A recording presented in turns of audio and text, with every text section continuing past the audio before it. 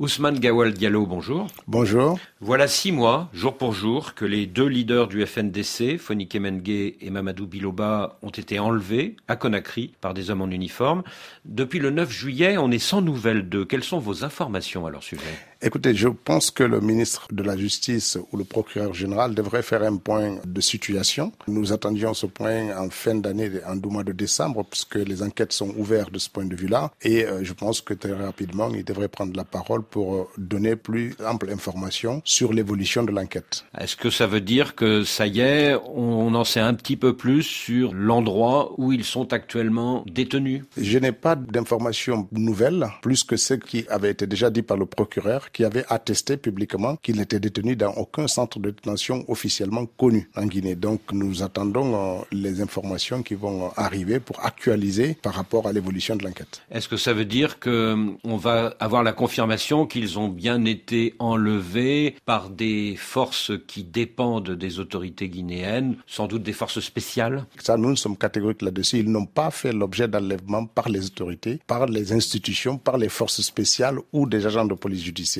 Ça, c'est clair. Après, derrière, pour ceux qui essayent de lier ces enlèvements à l'État, cela ne repose sur aucun fondement. Simplement, les témoins de leur enlèvement sont formels. Ils ont été kidnappés par des hommes en armes et en uniforme militaire. Donc, même s'ils n'ont pas été enlevés par des forces officielles, beaucoup pensent qu'ils ont tout simplement été kidnappés par un service secret qui n'obéit qu'aux militaires du CNRD. C'est difficile parce que nous ne connaissons pas l'existence des services de secret qui n'obéissent qu'au CNRD. Les renseignements généraux, on connaît leur attachement et on ne connaît pas de services de renseignement ou de services secrets qui obéissent qu'au CNRD. Donc, ça ne repose pas sur des faits vérifiables. La grande question que tout le monde se pose, Ousmane Gawal Diallo, c'est est-ce que Fonike Mengue et Mamadou Biloba sont vivants ? Et j'espère qu'ils sont vivants. Je prie Dieu qu'ils soient vivants. C'est des jeunes que je connais parfaitement, avec lesquels j'ai partagé un long moment en prison, du temps du régime d'Alpha, et j'espère qu'ils sont vivants où qu'ils soient et qu'on puisse les retrouver en bonne santé. Oui, mais leurs femmes, leurs amis n'ont aucune nouvelle d'eux depuis 6 mois et ils craignent qu'ils ne soient plus vivants. Quelle est votre intime conviction ?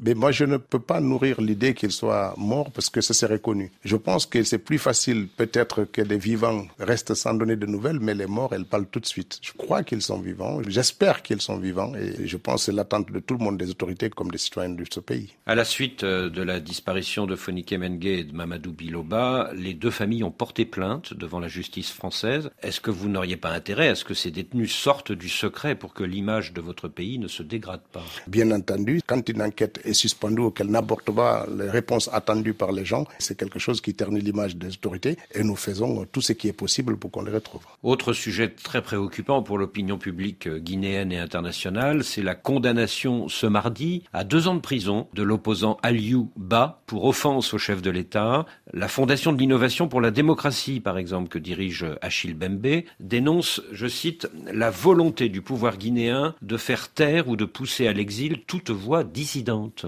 Bon, ça c'est le discours qui est entretenu, mais il faut faire la distinction entre la critique, la diffamation, parce que la diffamation est sanctionnée pénalement, alors que la critique elle est acceptée dans les démocraties en construction que nous essayons de faire dans nos pays. Donc il ne faut pas considérer que ce soit une volonté des autorités de museler ou de pousser à l'exil. Aucun responsable politique n'est poussé à l'exil à ce jour pour des faits liés à la liberté d'expression ou à des critiques. Oui, mais franchement, 2 ans de prison pour une prétendue offense au chef de l'État. Je ne vais pas commenter cette action, d'autant mieux que c'est un processus judiciaire qui est en cours. J'ose espérer qu'ils seront plus cléments à l'étape suivante. Oui, parce que les avocats font appel. Voilà, exactement. Et donc, j'ose espérer qu'ils seront cléments et que cela va amener aussi à développer des discours plus apaisants pour faire en sorte que le vivre ensemble dans notre pays soit quelque chose d'important pour chaque acteur. Depuis le départ en exil de Cellou Dalein Diallo et de Sidya Touré, Aliou Ba était la seule figure de l'opposition qui était restée à Conakry à ses risques et périls. Est-ce que sa condamnation, c'est pas une façon pour vous de dire aux dirigeants de l'opposition qu'ils n'ont plus que 2 solutions, la prison ou l'exil ? D'abord, je ne vois pas pourquoi Cellou et Sidya, comme vous les citez, se considèrent comme en exil, puisque personne ne les a mis en exil. Sidya, par exemple, ne fait l'objet d'aucune poursuite dans son pays, n'est pas interdit de venir. Les partis politiques qu'il préside font des activités hebdomadaires tous les samedis et se livrent à des critiques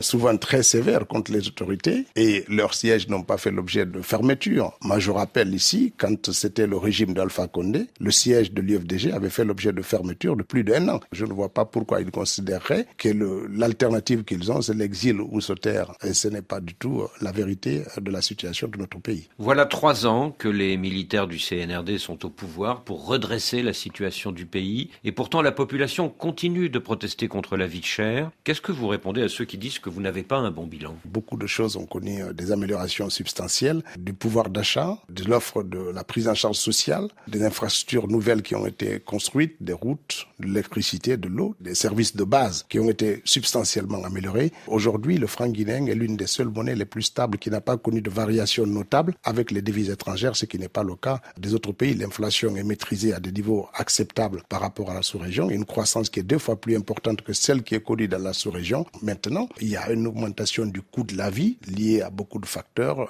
la guerre en Ukraine, ça entraîne une hausse du prix du pain et d'autres céréales. Les transports ont connu aussi une augmentation et tout ça se répercute un peu, mais c'est très largement atténué par les mesures sociales que les autorités ont mises en place. Et qu'en est-il justement de ces prestations sociales? Les prestations sociales, c'est une première parce que les salariés guinéens ont une prise en charge de plus de 70% des coûts des soins et ça, c'est quelque chose de nouveau. Il y a une augmentation considérable des revenus. D'ailleurs, à l'occasion du discours de l'an, le chef de l'État a annoncé une augmentation de 30% du traitement indiciaire des fonctionnaires, ce qui est quelque chose d'important. Près de 30 000 jeunes ont été recrutés à la fonction publique et dans les entreprises parapubliques depuis 3 ans, ce qui n'était jamais arrivé au cours des 30 dernières années. C'est nouveau. Il faut profiter des investissements importants qui arrivent dans le pays pour faire en sorte que les populations puissent bénéficier des développements économiques et des investissements nouveaux qui arrivent. Le président de la transition, le général Mamadi Doumbouya, avait promis de quitter le pouvoir avant le 31 décembre de l'année dernière. Il ne l'a pas fait. Et à ses vœux du Nouvel An, il a annoncé que la date du référendum constitutionnel serait annoncée lors de ce premier trimestre. Est-ce que vous pouvez nous en dire plus? En tous les cas, l'exigence du chef de l'État est de faire en sorte que le référendum ait lieu avant la fin du premier semestre. Donc, dans les prochains jours, je pense que le ministère de l'administration du territoire devrait nous donner un calendrier plus précis. Donc, il ne reste plus qu'à élaborer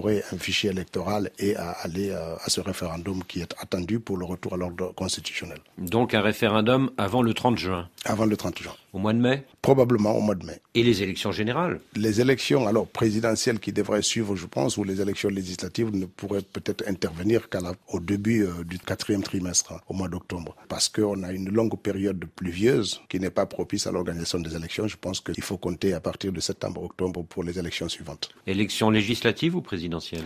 Alors probablement présidentielle. En tout cas, si on me demandait mon avis, c'est à cela, mais c'est pas ce que le ministère de l'administration du territoire va proposer. Ma préférence va pour les présidentielles. Alors à cette élection présidentielle, est-ce que les leaders des grands partis d'opposition pourront rentrer au pays et faire campagne? Bien entendu, parce que aucun leader n'est interdit de venir en Guinée. Les leaders qui sont aujourd'hui à l'étranger, le seul qui est poursuivi officiellement, c'est Alpha Condé. Celle ne fait pas l'objet de poursuites judiciaires en Guinée. Sidia non plus. Donc rien ne les empêche. Il y a d'autres leaders. Vous avez M. Lansana Kouyaté, il y a Ousmane Kaba, il y a des centaines d'autres leaders qui sont Dr Faya, Milimono. Il y a des leaders qui sont en Guinée, qui vivent leur vie tranquillement et qui font les critiques lorsque c'est nécessaire sur l'action du gouvernement. Donc ils peuvent rentrer quand ils veulent. Ce qui est négatif chez eux, c'est de faire croire qu'ils font l'objet de persécutions au point qu'ils sont à l'étranger ou qu'ils font l'objet de poursuites judiciaires. Et même si c'était le cas, je pense que la responsabilité aussi des leaders politiques, c'est de faire face à la justice de leur pays. Donc si Cellou Dalein Diallo rentre, il risque la prison? Je ne sais pas s'il ira en prison, mais si la justice estime qu'il doit être questionné, je pense qu'il ne doit pas se dérober. Il doit accepter d'être questionné et de donner sa part de vérité. C'est aussi cela, respecter les institutions. Parce que d'un côté, lorsque le procès du 28 septembre s'est passé, il faisait partie des tout premiers leaders politiques qui ont apprécié et félicité les juridictions guinéennes pour avoir réussi à mener ce procès de crime contre l'humanité à bon port, avec des verdicts que tout le monde a salués. Il était devant. Et c'est la même justice-là, quand il le convoque, il estime que c'est une justice qui est instrumentalisée. Il faut savoir ce qu'on veut. On ne peut pas vouloir une justice dans un pays indépendante, autonome et qui agit et dire que pour garantir son indépendance, moi je dois être en dehors de la sphère judiciaire. Cela n'est pas possible. Est-ce que le général Mamadi Doumbouya sera candidat à cette présidentielle? Nous le souhaitons qu'il soit candidat parce que nous espérons qu'il peut apporter plus de réponses aux attentes des populations en termes de développement, en termes d'unité du pays, en termes d'apaisement que n'importe quel autre leader. Maintenant, la décision lui revient à lui. Il avait avait pourtant promis, quand il avait pris le pouvoir il y a 3 ans, qu'il rendrait le pouvoir aux civils. Il peut promettre qu'il va rendre le pouvoir. Si les populations guinéennes font appel, il sera obligé de répondre positivement à l'appel du peuple de Guinée. Donc il ne va pas tenir sa promesse? J'en sais rien s'il ne va pas tenir. Pour l'instant, il ne s'est pas prononcé. Mais l'immense majorité de nos concitoyens souhaiteraient que le président soit candidat et qu'il continue les transformations qu'il est en train de faire pour la Guinée. Alors les partisans d'une candidature du général Doumbouya ont organisé à la fin de l'année dernière plusieurs manifestations populaires et notamment un tournoi de football qui a tourné à la tragédie à Nzérékoré, c'était le 1er décembre. Est-ce que vous avez un nouveau bilan des victimes? Il n'y a pas eu d'évolution du bilan, on s'est arrêté à 56 morts. C'est une tragédie qui a endeuillé notre pays et qui a amené le chef de l'État à décréter 3 jours de deuil national et qui a rappelé toute sa compassion aux familles à l'occasion du discours de l'an. Et ce type de drame, malheureusement, ça peut arriver à l'occasion des événements populaires, lorsque les dispositions suffisantes ne sont pas prises ou lorsque simplement l'accident arrive. Donc là, c'est un drame, malheureusement, lié à un défaut d'arbitrage et puis probablement au fait que l'endroit n'était pas approprié. C'est un stade, il y avait une seule sortie. Il y avait très peu d'agents de force de sécurité aussi pour faire face à tout ça. Donc il y a des enseignements à tirer de ce drame-là pour faire en sorte que ça ne se répète pas dans nos stades. Les organisations locales parlent de 135 morts et 50 disparus. Alors, si des gens estiment qu'il y a plus de victimes que ceux que les autorités, aujourd'hui, on a tous les moyens pour publier les noms et les adresses des personnes qu'ils estiment avoir été cachées par les autorités. Ils peuvent le diffuser via Internet et communiquer. Tout ça, c'est de la surenchère qui ne repose sur rien du tout, sauf à créer le doute sur les communications officielles de l'État. Le gouvernement n'a aucun intérêt à cacher le nombre de victimes. Votre collègue ministre de la Justice a annoncé l'ouverture d'enquêtes pour établir les responsabilités dans cette tragédie. Où est-ce qu'on en est? Alors, il y a des auditions qui se passent. Je sais qu'il y a des personnes très importantes qui étaient impliquées dans l'organisation qui ont été auditionnées. Qui, par exemple? On ne peut pas dire les noms, mais en tout cas, toutes les personnes que la justice estime qui ont des choses à dire ont été auditionnées et c'est en cours. Et puis, il y a une enquête administrative aussi pour savoir un peu toutes les défaillances dans la prise de décision pour l'organisation de tout ça. Tous ces types d'enquêtes, c'est pour nous permettre de tirer des leçons pour mieux faire dans l'avenir parce que c'était pas intentionnel. Personne n'avait l'intention de faire en sorte que le drame ait lieu. Donc vous parlez de 2 enquêtes, une enquête pénale, oui, parce qu'il y a quand même des victimes et une enquête administrative pour comprendre un peu toutes les décisions, comment elles ont fonctionné. Et cette enquête pénale, elle est dirigée par qui? Par les tribunaux, par le procureur de Nzérékoré. Par le procureur de Nzérékoré. C'est la ville où il y a eu le drame, donc c'est localement que les enquêtes se passent. Donc toutes les auditions se font là-bas. Alors vous parlez d'un endroit qui n'était pas approprié, vous parlez de forces de l'ordre qui n'étaient pas assez nombreuses. Est-ce à dire que l'organisation a failli? Probablement, sinon on n'aurait pas un drame. S'il y avait suffisamment de personnes pour canaliser toute la masse qui s'est déferlée dans le stade, on aurait évité peut-être le drame. Et puis le stade n'avait qu'une seule issue. Est-ce qu'il y aura des poursuites judiciaires? Je ne sais pas ce qui va être fait à la suite des enquêtes, mais de toute façon,